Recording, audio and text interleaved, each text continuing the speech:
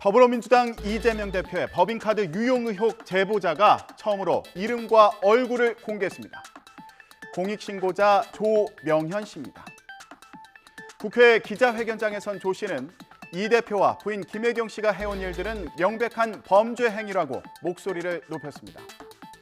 조 씨는 오늘로 예정된 국회 정무위의 국민권익위원회 국정감사에 참고인으로 출석할 예정이었지만 민주당이 반발하면서 출석이 무산된 것으로 전해졌는데요. 조 씨는 명백한 증거를 갖고 이 대표와 김 씨의 부정부패를 말하려 했다며 기자회견을 자청했습니다. 이재명 대표님이 이루고자 하는 세상은 도대체 어떤 세상입니까?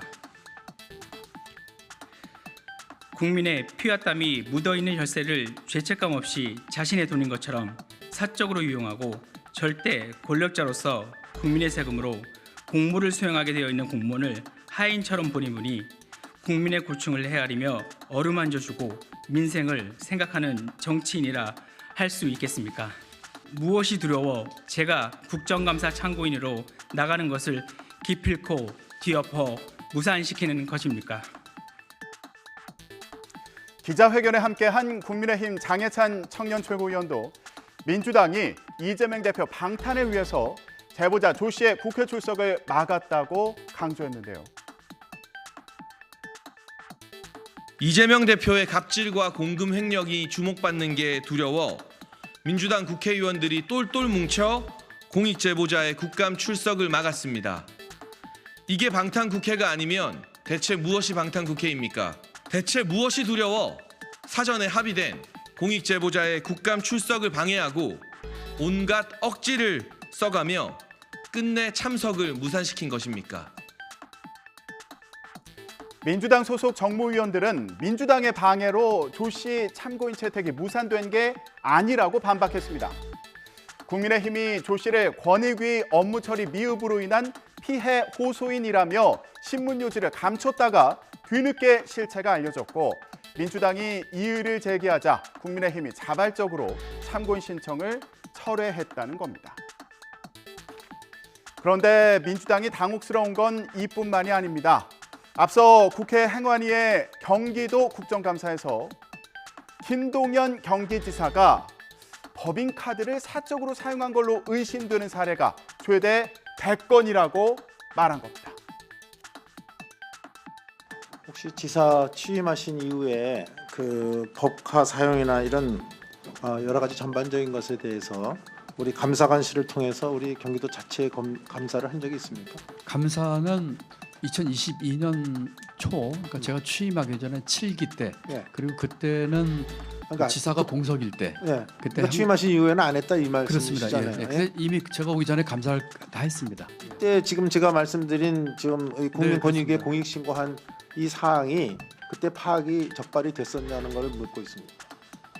감사 결과를 지금 보니까 저희 감사 결과는 최소 61건에서 최대 100건까지 사적 사용이 의심이 된다. 그래서 그 업무상 횡령 배임으로 지사께서 경찰청에 그 자료. 국민의힘은 오는 26일에 열리는 행안위 종합감사에 오늘 국회 출석이 불발된 법인카드 유용 의혹의 공익제보자 조명현 씨를 참고인으로 신청할 방침이라고 하는데요. 이재명 대표 법인카드 유용 의혹을 둘러싼 여야 공방에 다시 불이 붙을 것으로 보입니다. 정치권에서는 이준석 전 국민의힘 대표의 발언도 관심을 끌었습니다. 앞서 눈물의 기자회견을 하며 윤석열 대통령을 향해 여당에 대한 무건수행의 저주를 풀어달라고 외쳤던 이 전 대표. 이번엔 대구 시민들에게 배신의 정치라는 저주를 풀어달라고 외쳤습니다. 무슨 의미일까요? 들어보시죠. 박근혜 정부 시절 증세 없는 복지는 허구라는 말에 대통령이 배신의 정치를 지목했을 때 권력자가 지목하였다고 해서 7년째 유승민 의원은 고향인 대구에서 힘을 쓰지 못하고 있습니다. 그 결과 보수는 스스로 스펙트럼을 좁혔고 선거에서는 지리멸렬했습니다. 선거 4연패는 당연히 자연스러운 결과였습니다. 다시 한번 배신의 정치라는 저주를 풀어주십시오. 공교롭게도 수도권 선거의 해법은 아이러니컬하게도 대구가 바뀌는 것에 있다고 생각합니다. 일단 박근혜 전 대통령에 맞섰던 유승민 전 의원을 품어달라는 얘기로 들리는데 더 나아가서 현재 윤석열 대통령에 대한 비판도 하게 해달라는 얘기로도 들립니다. 그렇게 해서 수도권과 젊은 세대, 중도층의 지지까지 얻을 수 있게 해달라는 의미로 해석됩니다. 일부에서는 이 전 대표가 신당을 창당할 명분을 쌓는 거 아니냐 이런 시각도 있는데요. 이 전 대표는 헤어질 결심은 하지 않았다며 선을 그었습니다. 제가 지난 1년 반 동안 당했던 수모나 이런 것을 본다면은 이미 1년 전부터 제가 어떤 선택을 하든지 간에 그 정당성은 확보되어 있었습니다. 그럼에도 불구하고 제가 그저께 국회에서도 보수가 이기는 첫 번째 조건으로 대통령이 걸어놓은 저주를 풀어달라고 한 것, 그리고 오늘 이 자리에 와가지고 또 다른 저주를 풀어달라고 한 것, 이거는 보수가 이기는 방법을 고민하고 있기 때문입니다. 헤어질 결심이라는 이야기, 저는 헤어질 결심하지 않았습니다. 오늘 국회에서는 한국전력과 한국수력원자력, 한전 KDN 등에 대한 국정감사를 진행합니다.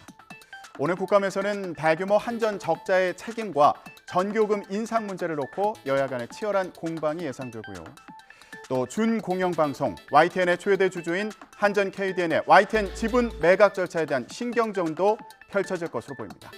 지금까지 전국 브리핑이었습니다.